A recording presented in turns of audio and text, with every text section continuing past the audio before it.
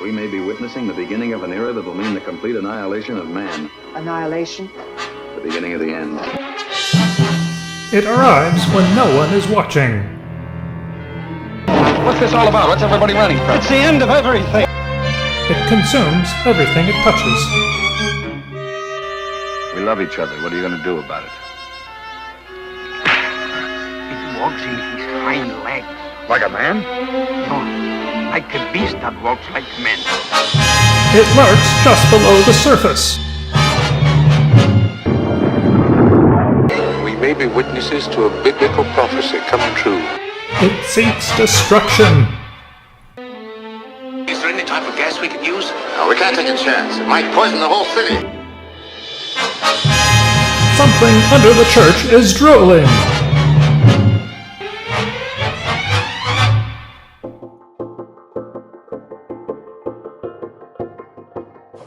What comes to mind when you think of a flood?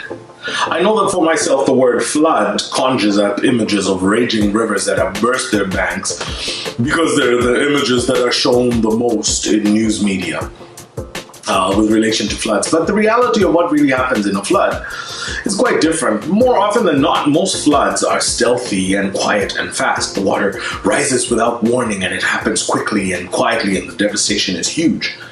And then just as silently, as quickly as the waters rose, they recede. I grew up in Kampala, Uganda, and the city floods 3 or 4 times every year. In their haste to modernize, they took over a low-lying area of the city that used to have a small river and a pretty sizable swamp.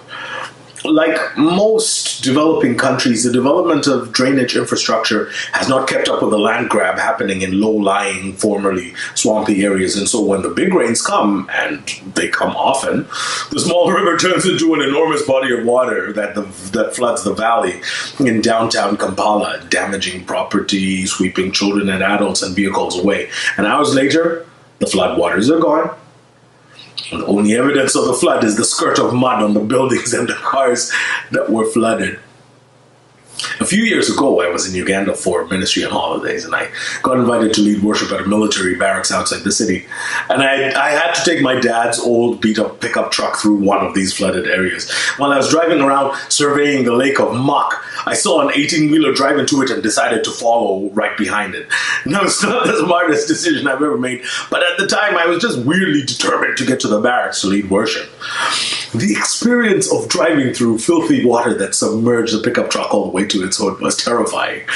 My friends who tagged along with me on this trip were in the back of the truck praying and praying and praying as we drove behind the 18-wheeler, and as we emerged from the lake of filth, they spontaneously burst into song.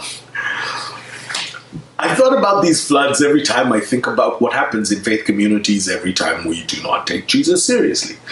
As we've seen over the past 3 weeks in our examination of a small portion of Luke chapter 6, Jesus' teaching is really pointed, and for that matter, is easy to dismiss. Jesus is not messing around when he calls on us to love our enemies or check our attitudes before judging people. Jesus is not messing around when he calls on us to step out of simply doing things for our benefit, or when he dares to suggest that the issues we're judgmental about are the very issues we're blind about. And Jesus has to be taken seriously when he shows that the fruit of what we produce comes out of our true nature, in spite of the glowing accolades we may ascribe to ourselves. And yet we have to admit that our tendency, more often than not, is to treat Jesus' charge to us, the listeners of his message, as if it is optional or not meant for us. We defer it for a later time, or we force it on a world that does not accept his legitimacy or the legitimacy of his message. And by ignoring, deferring, or deflecting his message, we do not realize what starts to happen. A flood starts to form, and it happens stealthily, quietly, and quickly. This is why you find Christians behaving in a manner that is less than Christ-like, and then using the Bible to defend their behavior. This is why you will find faith communities and their leaders preoccupied with being moral police, while at the same time completely ignoring the more important charge that Christ gave to be agents of mercy and justice in a world desperate for it. And this is why fear has arrested and paralyzed our faith communities, and the liberating presence of love is hard to find. By ignoring Jesus' teaching, the flood monster swiftly moved in and it drowned out Jesus' message completely. You see, the past three monsters hiding under the church that we've looked at are monsters that people far from Christ and suspicious of our faith communities think are lurking under the church. The flood monster is a completely different monster. It has very little to do with outsiders. It has everything to do with insiders and how treating the message and example of Jesus without appropriate seriousness precipitates disaster. We've all heard the horror stories of faith communities that rise up in arms if the piano at the front of the church is moved or if the font in the bulletin is changed.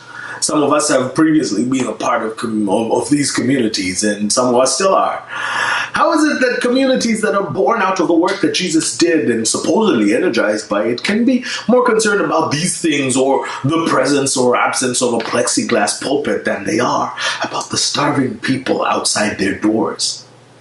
It happens because of the flood monster. The levees that are the message of Christ have been broken through because they're in disrepair. We stopped taking Jesus seriously. We claim to, but our actions betray us. The drainage systems that are the example of Christ have been clogged up. We stopped following Jesus' example seriously. We claim to love people, accept all people, and live in the service of all people, but our actions betray us. What happens as a result is that our broken human nature causes a flood, and it happens so quickly and stealthily that we may not even realize it before it is too late. Let's return to Luke 6 one more time to hear the words of Jesus himself where this is concerned. Luke chapter 6, verse 46 to 49. Why do you call me Lord, Lord, and not do what I say? As for everyone who comes to me and hears my words and puts them into practice, I will show you what they're like. They're like a man building a house who dug down deep and laid the foundation on rock. When a flood came, the torrent that struck the house struck it but could not shake it because it was well built. But the one who hears my words and does not put them into practice is like a man who built a house on the ground without a foundation. The moment the torrent struck that house, it collapsed and its destruction was complete. Notice how Jesus starts this little story. Why do you call me Lord, Lord, and not do what I say? What we have to understand from this little opening statement is that the audience of this story is not the people that are far from Christ, hostile towards him, or suspicious about him. They're not the ones who call him Lord, Lord. We need to stop making the audience of the Bible anybody but ourselves. So the warnings about floods are very real and timeless. And they're a very real and timeless challenge that Christ still brings to this day. Why do you call me Lord, Lord, and not do what I say? Why do you call yourselves my followers and not do what I say? Why do you gather in your cathedrals, sing songs to me, examine my words for more and more pseudo-inspiration, and not do what I say? For the past 3 weeks, we've talked about the monsters hiding under the church, and if you've not got it by now, I would like to make it abundantly clear to you. Monsters are birthed in the shadows under our churches if we do not do what Jesus says. If we cast aside the charge to love our enemies and instead bomb them, we birth monsters. If we cast aside the charge to take the planks out of our eyes and instead choose to blindly cut people down, we birth monsters. If we pretend to be something we are not, we birth monsters. If we do not take Jesus seriously, we birth monsters. And the worst monster of all that we can birth is the flood monster. The flood monster has the potential to destroy everything. And this is the crescendo that Jesus has been building to all along if you read the passages in Luke that we've been looking at over the past 4 weeks. If you do not take him seriously and put his words into action, if you're a Facebook friend of Jesus that does not wrestle with and put into practice the charge that he lays before us, the flood sweeps in and washes everything away, and the destruction is complete. If you do not know it, I'd like to inform you that churches across Canada have been closing their doors for a while. To be fair, there are a few churches that are experiencing growth and breaking ground in communities that were previously impervious to Christianity. But the general trend is that nationwide denominations have seen steadily declining adherence, attendance, and participation for decades now. In Ottawa, we've only seen a handful of churches sold to real estate developers, but I'm afraid if we do not change, I don't think we are witnessing an anomaly or that we've seen the last of it. And more to that, we have leaders all over the country scratching their heads, wondering why they're hemorrhaging youth and young adults. And so we have to wonder if the massive 2,000-seater cathedrals sitting empty week after week in older neighborhoods of our city, very close to closing their doors, stand as a warning to the new 2,000-seater cathedrals that are built in newer parts of the city. People much smarter than me have done the research about these near-death or completely dead and gone faith communities, and one thing seems to be abundantly clear. As much as they said the message of Jesus was central to their organization, it was only a peripheral concern. So, as I look at all these things, I find the words of Jesus to be haunting. If you hear these words of mine and do not put them into practice, you're like a man who built a house on the ground without a foundation. The moment the torrent struck that house, it collapsed, and its destruction was complete. This autopsy of dead faith communities should not surprise us in the least bit. The flood came in and washed everything away, and the destruction was complete. Jesus said it would happen, and he's usually right. I think this is why Jesus starts out this story by talking about the house that withstood the flood. The house that withstood the flood monster is an illustration of what happens when you take Jesus seriously. Our brokenness as humans and the mess that it precipitates is powerless against the teachings and example of Jesus if we take them seriously. And this is awesome news. More to that, we're able to take our focus off the things that stifle our faith communities, and instead, we're able to identify the things that make us blind and hostile to each other and people far from Christ. As we take Jesus seriously, we move from being suspicious churches with monsters lurking about, trying to take swipes at unsuspecting people or washing everything away, and instead become refreshing communities where the presence and transformation that is in Christ can be encountered. And this is what I believe God has been leading us to all along.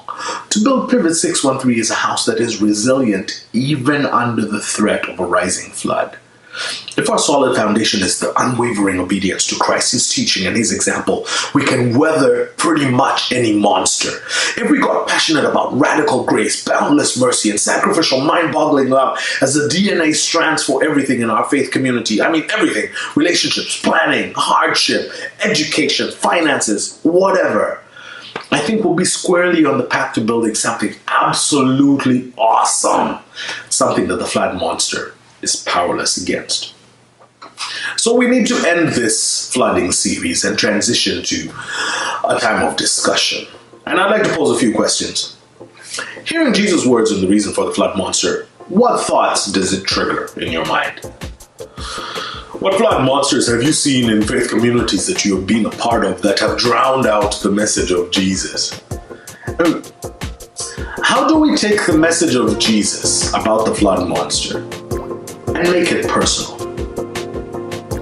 Fourth question is this: how do we make Pivot 613 a community that is serious about the message of Jesus and resistant to the flood monster? And then our final question for today is this: how should we be inspired to action?